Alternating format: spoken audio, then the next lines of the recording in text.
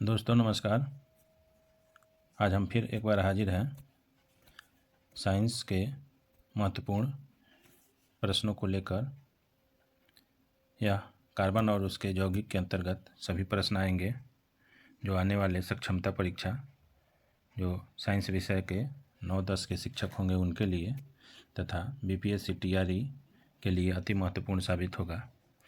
तो बिना समय गंवाए चलते हैं कार्बन और उसके यौगिक के महत्वपूर्ण प्रश्नों को देखते हैं। इससे पहले कि यदि आप हमारे चैनल पर नए आए हैं तो सब्सक्राइब कर दें, बाकी लोग लाइक करें, कमेंट करें और अपने मित्रों के पास ज़्यादा से ज़्यादा शेयर करें। तो चलिए कार्बन और उसके यौगिक के प्रश्न उत्तर के साथ आगे बढ़ते हैं। पहला प्रश्न है, निम्नलिखित में से कौन सा एरोमेटिक हाइड्रोकार्बन है? तो इसमें से हो जाएगा C6H6 है, बाकी सब एलिफेटिक हाइड्रोकार्बन है। आगे बढ़ते हैं, एथेनॉल या अल्कोहल का क्रियाशील मूलक कौन है? तो यह हो जाएगा एथेनॉल का OH हो जाएगा, जिसमें OH ग्रुप जुड़ा रहता है, जैसे CH3OH मिथेनॉल हो गया, C2H5OH यह इथेनॉल हो जाएगा। तो यह एथेनॉल या अल्कोहल का क्रियाशील मूलक जो हो जाएगा OH हो जाएगा। आगे बढ़ते हैं, निम्न में से किस हाइड्रोकार्बन 3 आबंध के होते हैं? यानी ट्रिपल बॉन्ड किसके अंतर्गत होता है? तो यह हो जाएगा आपको जो C है C3H4, यह आपको हो जाएगा ट्रिपल बॉन्ड। आगे बढ़ते हैं, इथाइल अल्कोहल का अणु सूत्र क्या होगा? तो इथाइल अल्कोहल का अणु सूत्र जो होता है वह C2H5OH हो जाता है। तो इसका आंसर हो जाएगा B। आगे बढ़ते हैं, निम्न में से कौन युग्म समावयवी है? तो युग्म समावयवी में यह हो जाएगा C2H5OH और CH3OCH3, यह दोनों युग्म समावयवी है। आगे बढ़ते हैं, निम्न में से कौन सा संयोजी यौगिक है? पहला है CH4, दूसरा है NaCl, तीसरा है CaCl2, चौथा है Na2O। तो इसका सही जवाब जो हो जाएगा वह हो जाएगा आपको CH4 जो हो जाएगा वह सहसंयोजी यौगिक है, जो कि इस प्रकार का इसका स्ट्रक्चर फार्मूला हो जाएगा। आगे बढ़ते हैं, अगला प्रश्न देखते हैं। प्रश्न संख्या 7 जो है वह है CHO क्रियाशील मूलक को क्या कहते हैं? तो CHO क्रियाशील मूलक जो है होता है एल्डिहाइड का होता है। आगे बढ़ते हैं, COOH अभिक्रियाशील मूलक को क्या कहते हैं? तो यह हो जाएगा आपको अम्ल हो जाएगा। आगे बढ़ते हैं, N2 अणु में नाइट्रोजन परमाणुओं के बीच कितने सहसंयोजक आबंध होते हैं? तो इसमें 3 हो जाएगा। N2 जो होता है इस प्रकार से लिखते हैं, तो इसमें सहसंयोजक बंधों की संख्या 1, 2, 3 हो जाएगा। तो सही उत्तर C हो जाएगा। आगे बढ़ते हैं, सबसे कठोरतम तत्व कौन सा है? तो यह सबसे कठोरतम तत्व जो होगा हीरा हो जाएगा। बेंजीन का अणु सूत्र क्या होता है? तो बेंजीन का अणु सूत्र C6H6 होता है। तो सही जवाब इसका C नंबर है। आगे है, अक्रिय तत्व कौन है? तो अक्रिय तत्व जो होता है वह होता है helium, neon, argon, krypton, radon, xenon. तो इसमें B नंबर जो दिया है वह उस ग्रुप से आता है। तो सही जवाब उसका हीलियम हो जाएगा। आगे है, हाइड्रोकार्बन कौन है? हाइड्रोकार्बन कौन है? तो इसमें से यह हो जाएगा C6H12O6, यह क्या हो जाएगा? हाइड्रोकार्बन हो जाएगा। आगे है, क्लोरीन की संयोजकता क्या है? तो क्लोरीन का संयोजकता 1 हो जाएगा। वैसे कार्बनिक यौगिक जो कार्बन एवं हाइड्रोजन से मिलकर बने होते हैं क्या कहलाते हैं? तो कार्बन और हाइड्रोजन से मिलकर बने यौगिक को हम लोग हाइड्रोकार्बन बोलते हैं। तो इसका सही जवाब हो जाएगा D हो जाएगा। उसके बाद है, OH का क्रियाशील मूलक कौन है? तो फर्स्ट वाला सवाल में ही है, यह अल्कोहल का क्रियाशील मूलक जो होता है OH होता है। आगे बढ़ते हैं, जैव गैस यानी बायोगैस के मुख्य अवयव कौन है? तो यह हो जाएगा मीथेन जो होता है वह बायोगैस का मुख्य अवयव होता है। आगे बढ़ते हैं, एल्कीनों का सामान्य सूत्र क्या है? यानी एल्कीन का सामान्य सूत्र क्या है? तो यह हो जाएगा CnH2n, एल्कीन का सामान्य सूत्र। तो आंसर हो जाएगा पहला। आगे बढ़ते हैं, विरंजक चूर्ण का रासायनिक सूत्र क्या है? तो विरंजक चूर्ण का रासायनिक सूत्र है CaOCl2, या इसको इस तरह भी लिखते हैं CaOClCl। ठीक है, तो इस तरह भी यह लिखा जा सकता है। तो इसका सही जो जवाब हो जाएगा वह बी नंबर हो जाएगा। उसके बाद एथेनॉल के ऑक्सीकरण से प्राप्त होता है। तो एथेनॉल का जब ऑक्सीकरण होता है तो एथेनोइक अम्ल मिलता है। आगे है, प्राकृतिक गैस का मुख्य अवयव होता है ब्यूटेन, मीथेन, प्रोपेन और एथेन। तो सही इसका जवाब हो जाएगा मीथेन जो है प्राकृतिक गैस का मुख्य जो अवयव होता है वह मीथेन होता है। आगे बढ़ते हैं, मीथेन मुख्य अवयव होता है तो यह हो जाएगा जैव गैस का यानी बायोगैस का मुख्य अवयव जो होता है वह मीथेन होता है। आगे बढ़ते हैं, नॉर्मल ब्यूटेन एवं आइसोब्यूटेन निम्नलिखित में से क्या है? तो यह है आइसोमर्स है यानी समावयवी है।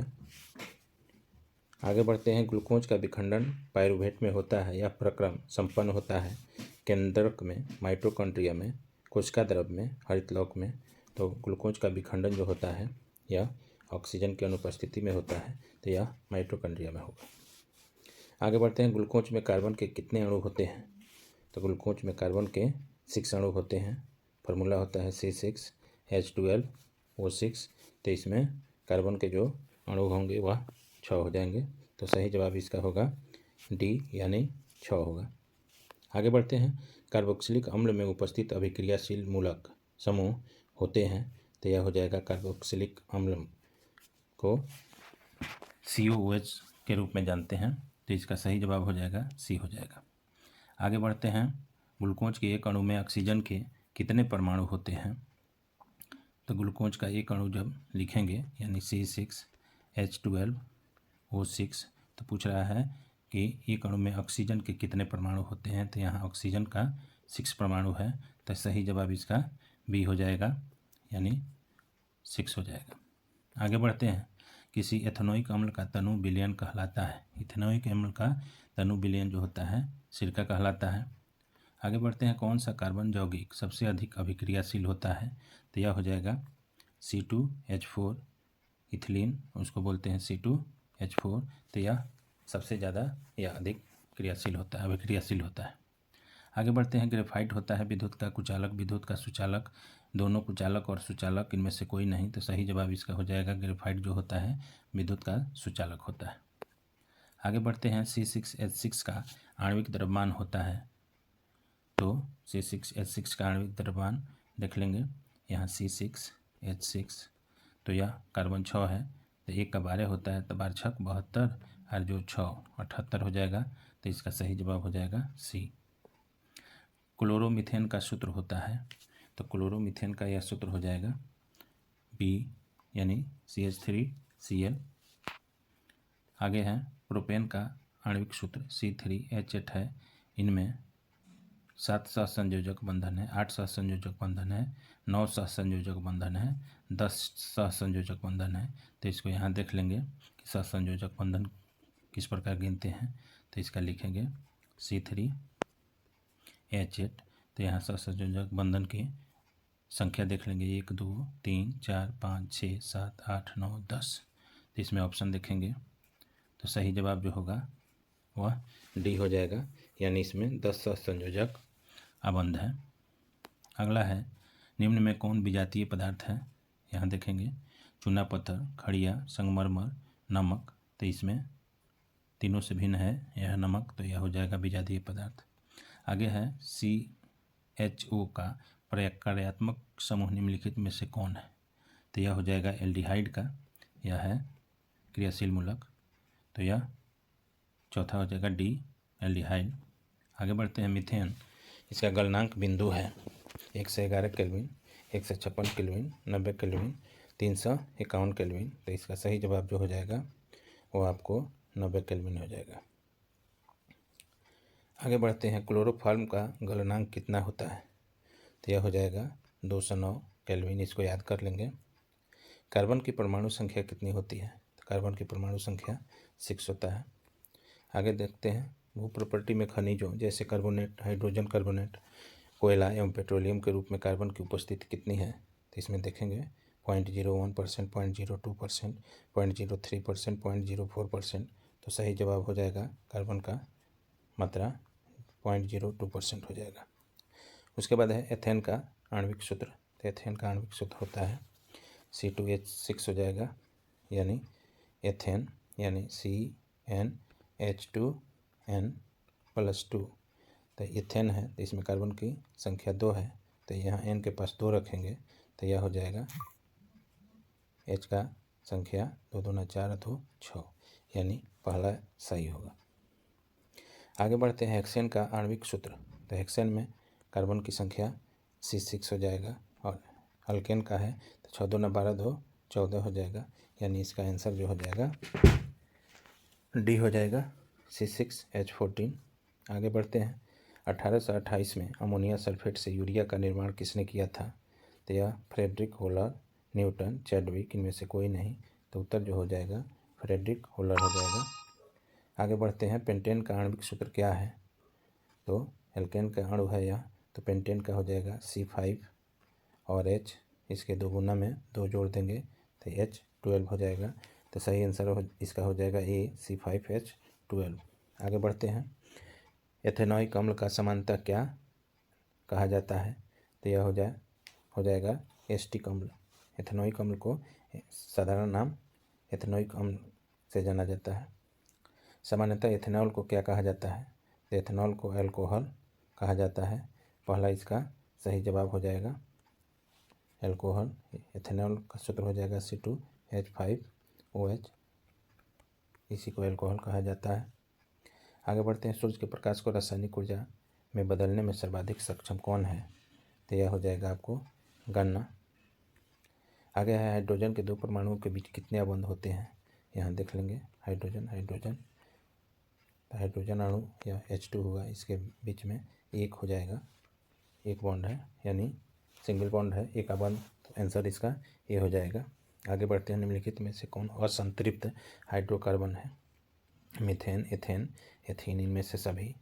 तो सही जवाब इसका हो जाएगा असंतृप्त मीथेन, एथेन, एथीन, इनमें से सभी। तो यह यहाँ पे गलत टाइपिंग हो गया है, इसका सही जवाब जो होगा एथीन होगा, सी होगा। आगे बढ़ते हैं एस्टिक अम्ल के कितने प्रतिशत विलयन को सिरका कहा जाता है? तो यह 3 से 4% के विलयन को सिरका कहा जाता है। आगे है शुद्ध एथेनोइक अम्ल का गलनांक कितना होता है? तो यह हो जाएगा आपको 290 केल्विन होता है। अगला प्रश्न है कार्बन की संयोजकता होती है, तो कार्बन की संयोजकता 4 होता है, तो पहला उसका उत्तर हो जाएगा। उसके बाद है 443 केल्विन ताप पर एथेनॉल का अधिक के सांद्र सल्फ्यूरिक अम्ल के साथ गर्म करने पर एथेनॉल का निर्जलीकरण होकर क्या बनता है? तो यह हो जाएगा आपको एथीन बनता है। अगला प्रश्न है ग्लूकोज का रासायनिक सूत्र निम्नलिखित में से कौन है? ग्लूकोज का होता है C6H12O6, सही जवाब इसका सी हो जाएगा। आगे बढ़ते हैं असंतृप्त हाइड्रोकार्बन जिनमें कार्बन कार्बन परमाणुओं के बीच त्रिअबंध होते हैं कहलाते हैं। तो इसमें यह हो जाएगा आपको एल्काइन हो जाएगा, इसमें कार्बन और कार्बन के बीच 3 बंध होता है। तो इसका एग्जाम्पल जैसे एसिटिलीन गैस हो जाएगा C2H2 हो जाएगा। आगे बढ़ते हैं वनस्पति तेलों में होती है, तो यह हो जाएगा लंबी असंतृप्त हाइड्रोकार्बन की श्रृंखलाएं होती हैं। आगे बढ़ते हैं एल्कोहल में कौन सा तत्व उपस्थित नहीं है? तो यह नाइट्रोजन उपस्थित नहीं है अल्कोहल में। ऑक्सीजन की संयोजकता होती है, तो ऑक्सीजन की संयोजकता 2 होता है। आगे बढ़ते हैं ब्यूटेन के कितने समावयवी होते हैं? तो ब्यूटेन के 2 समावयवी होते हैं। आगे है निम्न में से कौन सा असंतृप्त हाइड्रोकार्बन है? तो यह हो जाएगा आपको C2H4। आगे है अमोनिया के अणु में नाइट्रोजन एवं हाइड्रोजन के परमाणु की संख्या का अनुपात कितना होता है? तो यह हो जाएगा आपको 1:3 हो जाएगा। आगे है एक अणु सूत्र परंतु विभिन्न संरचना सूत्र वाले यौगिक कहलाते हैं, यह हो जाएगा समावयवी यानी आइसोमर। आगे बढ़ते हैं OH अभिक्रियाशील मूलक वाले यौगिक का नाम क्या है? तो यह अल्कोहल हो जाएगा। अगला प्रश्न है एथाइल अल्कोहल का IUPAC नाम क्या है? तो यह हो जाएगा एथेनॉल हो जाएगा। आगे है कैल्शियम क्लोराइड जल के साथ अभिक्रिया करके देता है, तो यह हो जाएगा एथाइन देता है। नेक्स्ट क्वेश्चन है निम्न में से कौन कार्बन के अपरूप है, तो कार्बन के अपरूप ग्रेफाइट भी है, हीरा भी है, फ्लोरीन भी है। इनमें से सभी हो जाएगा, तो सही जवाब डी हो जाएगा। आगे है निम्न में से कौन सा यौगिक ईंधन के रूप में इस्तेमाल किया जाता है, एथेनॉल, प्रोपेनॉल, एथेनोइक अम्ल, इनमें से सभी, तो सही जवाब इसका एथेनॉल हो जाएगा, जो कि ईंधन के रूप में भी प्रयोग होता है। निम्नलिखित में कौन कमरे के तापक्रम पर द्रव है, तो यह हो जाएगा एथेनॉल, जो कि कमरे के तापक्रम पर यह द्रव होता है। 68 नंबर सवाल है एथेन का आणविक सूत्र C2H6 है, इसमें क्या है, यानी 6 सहसंयोजक का बंध है, 7 सहसंयोजक का बंध है, 8 सहसंयोजक का बंध है, 9 सहसंयोजक का बंध है। तो इसको देख लेंगे स्ट्रक्चर फार्मूला से। C2H6 यह हो गया, यहाँ 1 2 3 4 5 6 7, तो इसका सही जवाब जो हो जाएगा 7 सहसंयोजक बंधन है। यह 1 होगा, 2 होगा, 3 होगा, 4 5 6 7। इस प्रकार एथेन के आणविक सूत्र जो C2H6 है, इसमें 7 सहसंयोजक का बंध होते हैं। आगे बढ़ते हैं। कौन सा हाइड्रोकार्बन सबसे सरल यौगिक है, तो यह हो जाएगा मीथेन हो जाएगा। आगे है कार्बन हाइड्रोजन से संयोग कर बनाता है, तो यह हो जाएगा हाइड्रोकार्बन। सरलतम हाइड्रोकार्बन है, तो यह हो जाएगा मीथेन हो जाएगा। नेक्स्ट है वायुमंडल में CO2 गैस की उपस्थिति कितनी है, तो यह हो जाएगा आपको CO2 यानी कार्बन डाइऑक्साइड की मात्रा प्रकृति में 0.03% है। नेक्स्ट है सल्फ्यूरिक अम्ल का अणुसूत्र, तो सल्फ्यूरिक अम्ल का अणुसूत्र होता है H2SO4, तो यह बी हो जाएगा सही जवाब। इथिलीन में कार्बन कार्बन के बीच 2 आबंध मौजूद हैं, इनमें एक सिग्मा एक पाई आबंध है, दोनों सिग्मा एक पाई आबंध है। तो यहाँ हम देख लेंगे इसको लिखकर, इथिलीन यानी C2H4 यह हो जाएगा, तो यहाँ 1 2 3 4 5 सिग्मा हो जाएगा, सॉरी एक सिग्मा एक पाई बॉन्ड है। इथिलीन में कार्बन कार्बन के बीच 2 आबंध है, इनमें एक सिग्मा एक पाई, इसके बारे में केवल पूछ रहा है, टोटल के बारे में नहीं पूछ रहा है। तो इसमें एक सिग्मा हो जाएगा और एक पाई आबंध हो जाएगा, तो आंसर ये हो जाएगा। और यदि पूछेगा कि सहसंयोजक बॉन्ड की संख्या, तो यह 2 2 4 1 5 हो जाएगा और एक पाई आबंध हो जाएगा। आगे बढ़ते हैं। कार्बोक्सिलिक एसिड समूह कौन है, तो यह हो जाएगा आपको COOH हो जाएगा कार्बोक्सिलिक समूह। आगे बढ़ते हैं। इथेन में कितने सहसंयोजक आबंध है, तो इथेन में पहले भी बताया गया है 7 सहसंयोजी आबंध है। आगे है नाइट्रोजन अणु में कितने सहसंयोजक आबंध है, तो नाइट्रोजन अणु में 3 सहसंयोजक आबंध है। आगे है CnH2n+2 किसका सामान्य सूत्र है, तो यह है एल्केन का सामान्य सूत्र है। आगे है नीला थोथा यानी तुतिया का रासायनिक सूत्र क्या है, तो यह आपको हो जाएगा CuSO4 5H2O हो जाएगा। आगे है संगमरमर का रासायनिक सूत्र क्या है, तो यह CaCO3 को संगमरमर के भी नाम से जानते हैं। आगे है कार्बोनिल समूह को सूचित किया जाता है, यह आपको कार्बोनिल समूह जो होता है CO के द्वारा सूचित किया जाता है। आगे है चीनी का रासायनिक सूत्र क्या है, तो चीनी का होता है C12H22O11, तो इसका सही जवाब हो जाएगा C। आगे बढ़ते हैं। सोडियम कार्बोनेट का अणुसूत्र, तो सोडियम कार्बोनेट का अणुसूत्र होता है Na2CO3।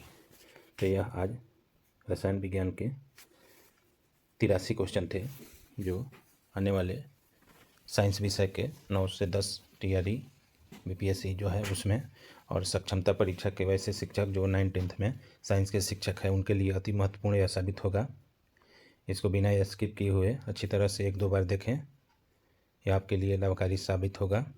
तो वीडियो आपको कैसा लगा, जो बंधु हमारे चैनल पर नए हैं वे सब्सक्राइब कर दें, बाकी लोग लाइक करें, कमेंट करें और अपने मित्रों के पास ज़्यादा से ज़्यादा शेयर करें। धन्यवाद।